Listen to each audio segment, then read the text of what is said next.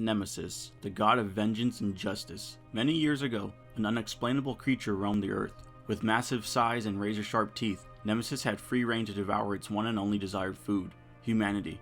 As time went on, this creature eventually came to rest in Alaska, where its corpse would remain until the events of Project Nemesis.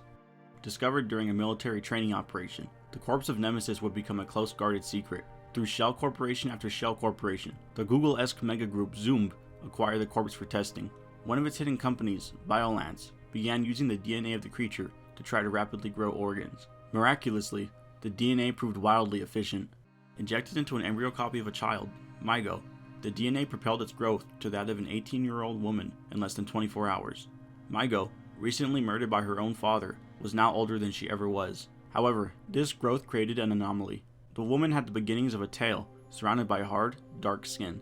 The man in charge of Biolance, General Gordon, chose to ignore this development and continue growth.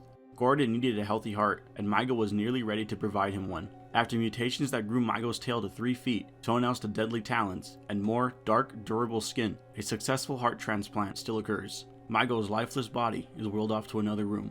Mere moments after arriving, Mygo suddenly regains life and impales the woman who created her with the tail they chose to ignore. Growing quickly to 15 feet tall on all fours, Mygo kills nearly everyone at the secret base. All she feels is hate and hunger. Her body sears with pain as flesh tears and shifts to make way for more growth. Nearly coated completely in the dark skin, Mygo becomes more creature than human, but retains a feminine face and human eyes. The only other color comes from orange membranes which have formed along her body that are more susceptible to damage. While chasing a couple in the woods, Mygo is shot in one of the membranes, and an incredibly hot combustion occurs. When Mygo's blood from these membranes is exposed to the air, it explodes so hot that people are immediately charred in place. Reaching 40 feet tall now, Mygo makes her way to her first civilian town. Ashton, close to Portland, Maine, is the first city to be ravaged by Mygo. During a city parade, Mygo arrives and devours nearly the entire group in attendance. Able to reach at least 85 miles per hour on all fours, there is little any can do to avoid her wrath. Ever unsatiated, Mygo doesn't even take the time to fully chew her victims. An unfortunate woman finds herself trapped in Mygo's belly after being swallowed whole, and survives a painful 3 hours before the stomach acid consumes her. After leaving trails of blood and guts, Mygo sets off for her next victims. Arriving in Portland, Mygo towers at 80 feet tall. For the first time, she's met with heavy military gear and grenade launchers. While the launcher visibly causes some level of pain or discomfort in her knees, Mygo relentlessly pushes on and kills most of the armed forces present. Even the powerful bullets of a Thunderbolt plane do nothing to stop Mygo. Another membrane is accidentally triggered, and the plane goes down from the combustion. Annoyed from the attack, Mygo recedes into the ocean and continues growing. Sometime during her next evolution, Mygo begins to regain some bits of humanity. When a man on a boat tries to take advantage of a woman, Mygo appears and kills the man. Unfortunately, she also kills the woman later anyway. For the first time though, Mygo feels regret in her actions. She has no idea why, but something tells her that killing humans is wrong. A few hours pass, and Mygo has reached a new level of evolution.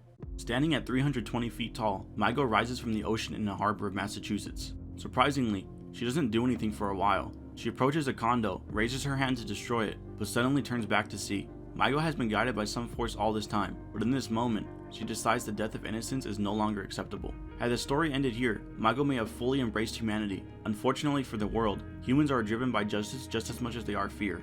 The president ignores all warnings and orders a missile strike. Of course, this strike directly hits an orange membrane. Going a quarter mile in all directions, 2 cities sustain incredible damage. The ocean sizzles as dead fish reflect like fragments of glass.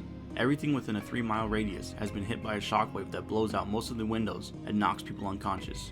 Mygo had no desire for this death, no desire for senseless bloodshed. However, she isn't just Mygo.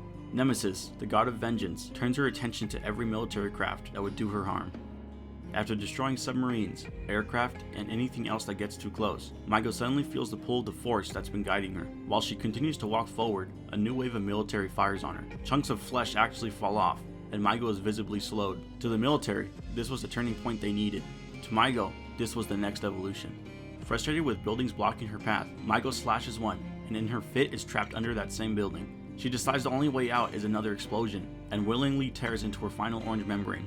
Finally, nothing stands in the way of Mygo and her destination. It's at this point, Mygo finally realizes what that destination is. Standing on a rooftop is Alexander Tilly, the man she once called father.